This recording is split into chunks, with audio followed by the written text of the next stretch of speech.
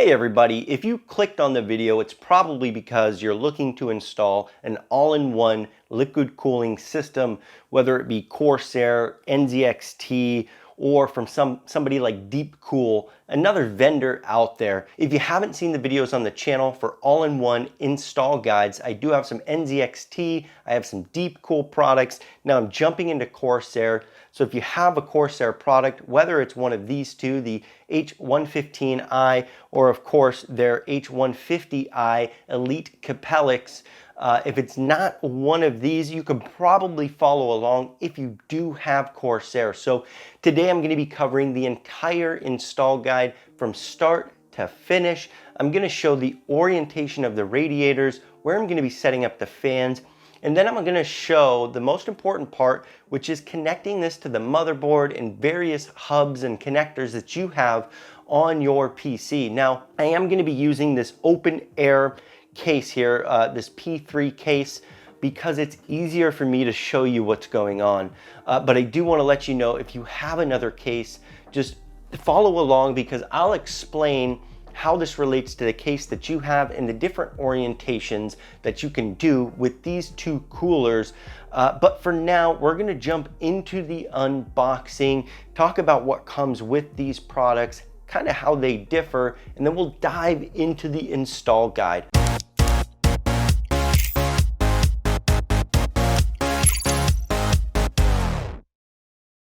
So we're going to start with the 115i Elite Capellix. This is the 280mm RGB liquid cooler.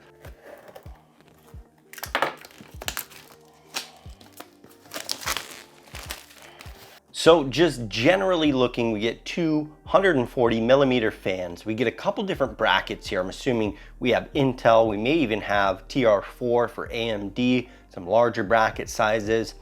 Or different styles here of brackets. So that's going to cover all of our needs from Intel to AMD.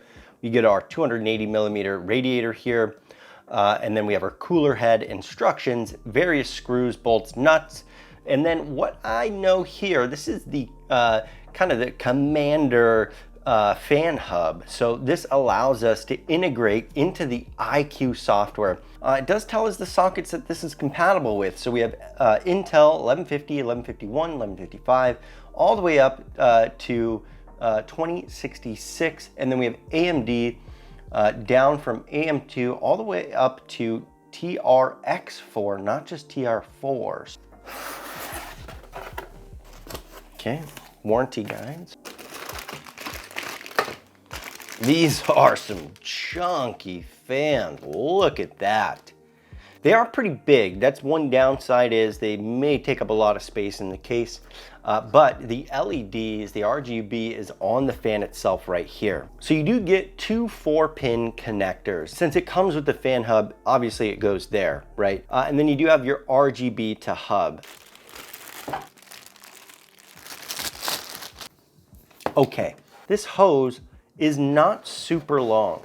I can see this being an issue trying to get where you need to go, especially if you want to mount bottom side tubes down all the way up to your CPU. So there is pre-applied thermal paste here, which is good. And it looks actually nice and fresh and well spread out. I will probably use this for this install. They give us these two kind of one standard connection and one unique connection. So this connection will be to interface with your actual computer for control of the RGB.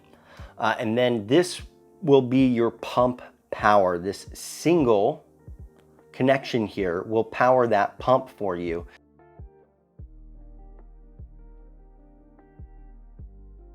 Wrapping up what comes in the box here, this is the Commander Pro. This is your RGB and fan hub. So you have RGB on one side for all your different fan RGB and other RGB components that you have. And then of course you have the fan side here. So up to 6 on each, right? Which is pretty nice. And they do give you here, they give you some double-sided sticky tape to be able to put this to the back of your case somewhere. You do need to use this USB to plug into your motherboard. And then you have your SATA power. This will actually power this unit well enough for it to hold up to 12 different fans. And then this side here is where you plug in the CPU cooler head. And that again will allow this to interface and be controlled by your computer and allow it to interface with all the different fans and monitoring software, so on and so forth. Onto the brackets here, we have our Intel backplate here. And this is going to utilize standoffs on each end going through the back of the motherboard. What we have for TR4, you have to use the supplied backplate for the motherboard for this. So if you toss those clips, good luck, because you're gonna have to find them if you're using TR4. Now, what I'm gonna be doing the install on is the AM4 platform. They utilize those clips. That's what you're gonna be using for AM4, and that's what we're gonna be doing today, is the AM4 install. Now, this is the big guy here.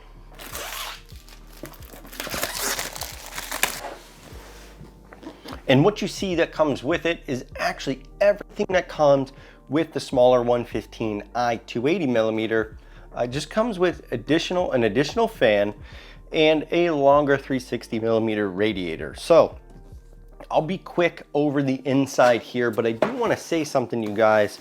I do not like the tension bracket mounts. I like the backplate style mounting. It's cleaner, it fits better in my opinion. It is what it is.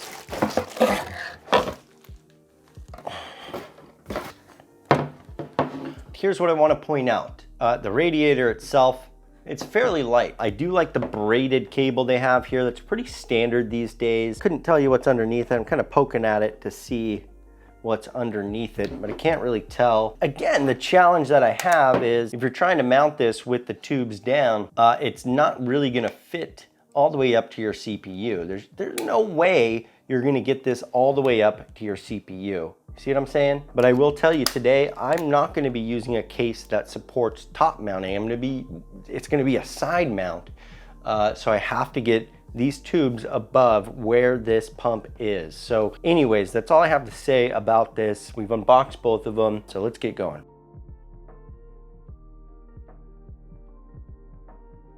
You're gonna need some sort of precision screwdriver set. You're gonna want some isopropyl alcohol. You're gonna need your cooler and all the components that come with it in the box. And you want some tissue, whether it's regular tissue or a paper towel, Q-tips, whatever that is, you'll want that. And we'll get into why here in just a minute. I will be installing on the AM4 platform today, but I will showcase some of the parts that you'll need for any LGA socket type for Intel. I'm not going to be doing that install today, however, though. So if you do have an Intel and you have some questions, put it in the comments below. I'll see if I can help out in any way. I want to show you on the AM4 platform, you're going to need these two brackets. There's two of them. They come on the motherboard. And what that's going to do is allow you to use the tensioner to put the cooler head down on the motherboard. All right, so you can see that I am removing my components here. I'm starting to pull the old stuff out. Maybe you have a stock cooler, maybe you have an all-in-one that you're replacing or upgrading. You're gonna wanna use this isopropyl alcohol here to clean up that CPU area. Just keep that CPU in the socket there and clean it up and you'll be just fine.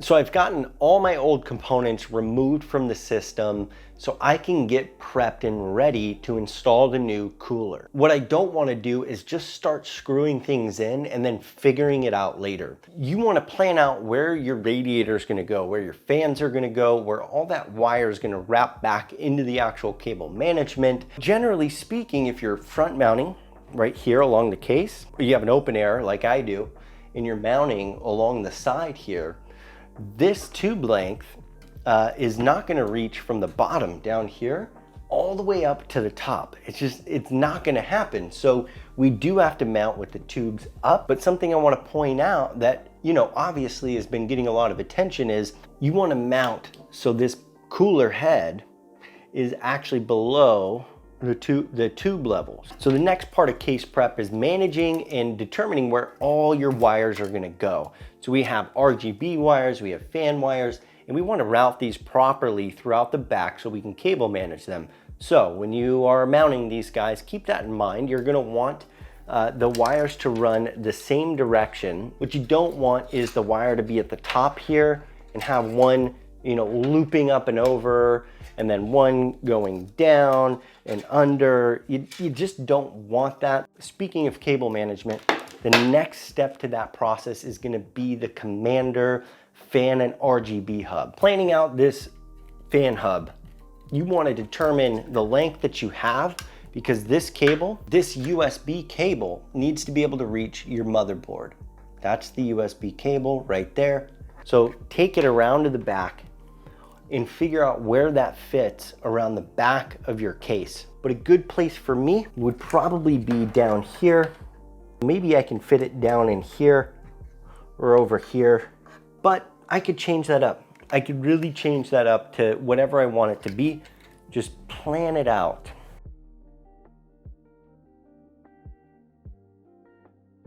This is how you're gonna wanna install these two clips. Essentially, one's gonna go across the top like this. The other one's gonna go across the bottom.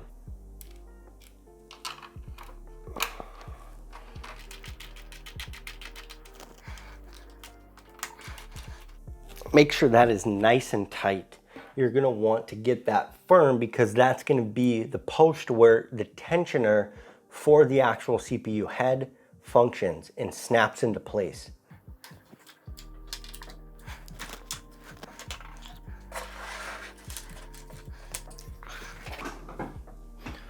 Okay, case prep is essentially done for the meantime. So we're gonna drop down, we're gonna see how we can prep this radiator to make it an easy install for you.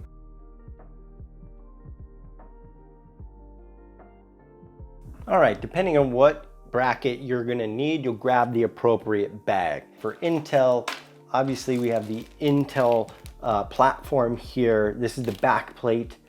You would have done things a little bit differently earlier on. When I installed the back plate for AM4, you would install this instead. But since we're only doing AM4, I'm gonna set this aside and I'm gonna use just the AM4.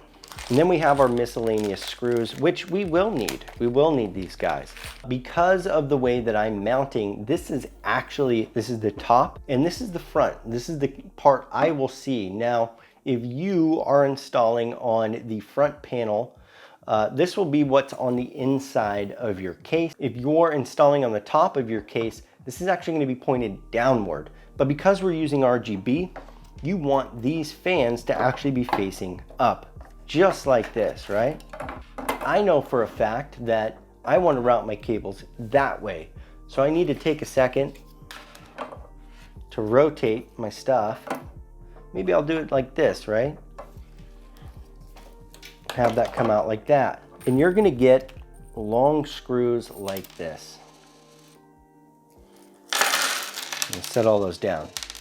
Not a very safe practice. You want a dish. I'm just using mine for something else. So you want these longer screws. Now, I've heard some things about this particular radiator that it has a very, very tight thread, meaning you have to punch through it really, really hard. But I'm not finding that. Like, this is actually really easy. All we do from this point is we use these longer screws. We put a washer on them, just like this. And then we put them into the holes here.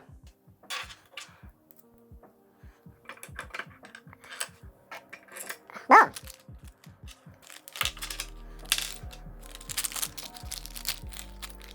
Okay, so if you followed my instructions, you've reached this point in your cooler and your radiator and everything, your fans should look similar to what I have here. Now just make sure that everything's tight here and nothing is rattling around. But what I want you to do is from that bag, I want you to keep these little screws. I believe there's about 10 of them. keep these little guys because we're gonna need that to mount the actual radiator to the case. So you have your cooler, everything's put together like I mentioned. Now on the back side, just imagine this is your case. Those bolts that I told you to keep, the smaller ones, are gonna go into your case, into the radiator. Whether it's a top mount or whether it's a front mount, you're gonna want to use these small screws to mount the back side here and fix it to the case, no matter where it's at. And for this particular cooler, if you're front mounting, you want the tubes to be at the top, and you want this to have ample room to be down far enough for it to be able to get the water from the tubes and pump and circulate properly. If you're at the top, you could kind of go either direction. If your CPU is over here, you can make that stretch if you'd like. It wouldn't hurt to flip it and curl this guy up like this. See what I mean? Onto the CPU.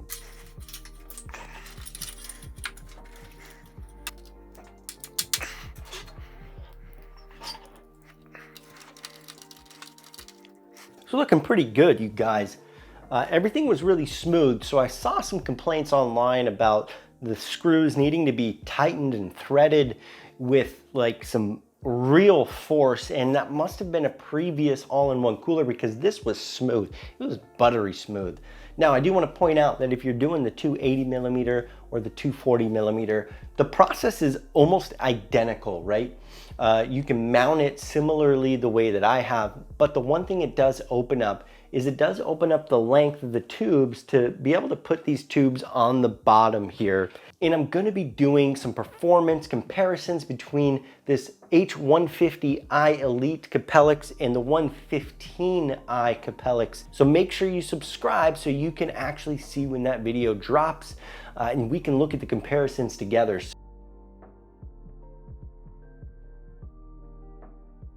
Moving on to the next part, this is going to be our bracket right here. These bracket pieces can just they pull right off. So those bracket pieces that I said you didn't need earlier, you're going to need them now. And they're going to pop on each side, top and bottom, just like I'm showing here.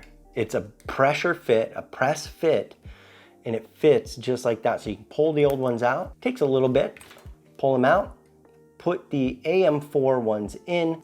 Now the next step we'll want to do, because we're about to mount this sucker, you're going to want these nuts and bolts here. It's actually more of like a little looping bracket, and then this large bolt that's going to be in that miscellaneous bag. It's got a big end for thumb screwing and then one end that actually fits into this piece, so it looks like that, right? We're going to put one end through on the bottom just like this. I'll move it out of the way. And we'll take that big thumb screw, and we'll screw it on, just like that. Now this would be if you need to apply thermal paste, you need to use your own thermal paste, or you don't trust the thermal paste that comes on this, go ahead and apply it now onto the CPU. I'm gonna use what comes on this for now. Now the next step is managing this little bit of wire where you need it to go. So this little piece here, this little wire, that's gonna go into your CPU fan. Don't put it anywhere else. CPU fan. This is a 3-pin connection. Plug it into the CPU fan on your motherboard. This piece is your interface for your RGB and fan hub. So I'm going to manage this through. You may have to be a little forceful, but not too forceful here. Boom, just like that. Okay, now that I have that ready, is this how I want my tubes? Well, that's how I'm going to get my tubes.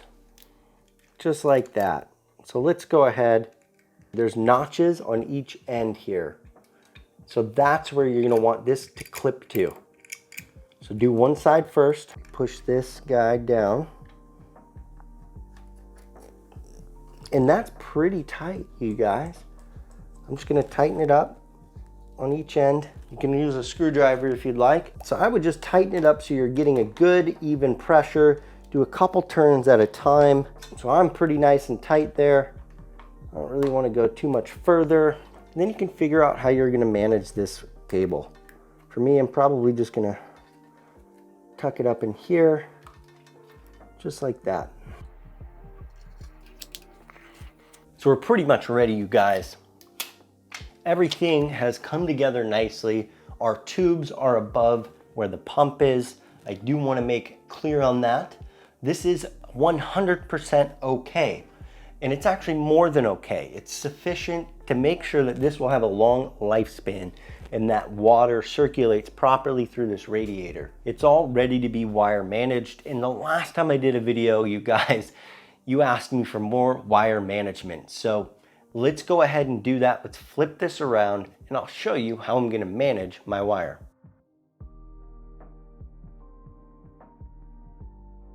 I'm going to be doing some cable management with you, specifically on how you're going to plug this all in and get it integrating with your computer. So a couple things you're going to want to keep an eye out for, again, is this USB. That's going to interface with your motherboard.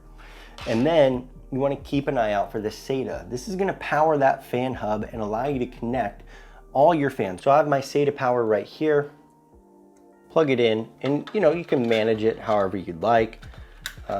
I got some good cable management down here. I might go back through and tidy this up a bit, but generally speaking, this is good where it's at. So the next piece is this USB. Again, that's gonna allow control through the computer through the iQ app. So if you're not getting control out of this guy, it's because your USB isn't plugged in properly. So for me, it manages right underneath here, and I have a spot on my motherboard where it actually plugs into. So I'll manage that quickly and I'll show you guys on the other side what that is. Okay, moving on. This is that 24-pin connection that comes on the cooler head.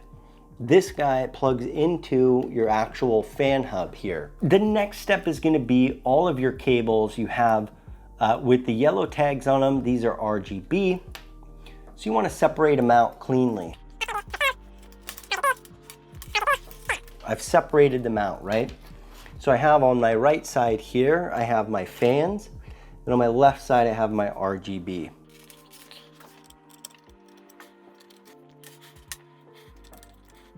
So kind of going back to the original unboxing I did and mentioning this commander here, this awesome fan hub. This unit right here is, 40, 50 or more. So when you factor in the value of having this RGB hub, the all-in-one cooler speaks for itself. Now, NZXT didn't have that, and there were some of you guys that had issues throughout that process of installation.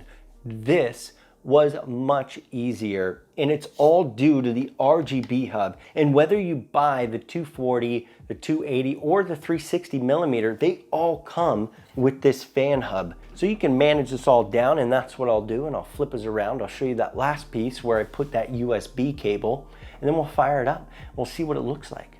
So I've moved my GPU out of the way, but as you can see down here, I used this USB to plug in that fan hub to interface with my motherboard. And you can see I already have another one down here. That's for another component. This is for that. That is for the previous component.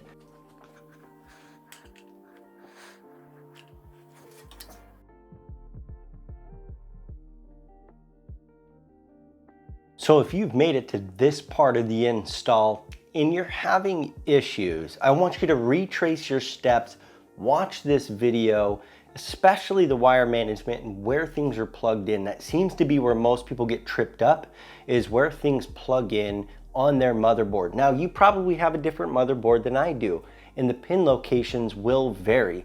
So what you want to do is download the manual for that motherboard before you really get started, but definitely now if you haven't, and make sure all the pins you plugged in go to the right point, go to the right place. So retrace your steps, rewind a bit, and maybe you'll have to start from the beginning, but that's okay because you have this video, you can watch it over. Now, if you've made it this far and you just want to fire it up and kind of see if it's going to function before putting your case back together and really diving in and getting involved, then plug it to power. Turn your power supply on because it's been off this whole time, and hit that power button. And what you'll see is fans are going to start lighting up. They're going to start rotating. You'll get some airflow throughout the case. And generally speaking, this is what it should look like. I want to talk a little bit about the installation and kind of what I got out of it. The installation really wasn't that hard. It was pretty easy to do for the most part. I would rate this probably about a 6.5 out of 10 as far as difficulty goes. They gave you all the components you needed besides one major one, and I even had to go digging for it, and that's this stupid bracket that goes on the cooler head. Now, everything else was a breeze. Wire management, knowing where to plug things in was extremely easy, and they gave some decent instructions. Obviously, they didn't give anything that visual, but it wasn't hard to reference the book and get what they were talking about. You know, these fans look nice. I like the RGB. It's kind of got the 3-tone thing going on right now. Looks very good. Style-wise, the cooler head, it's all right.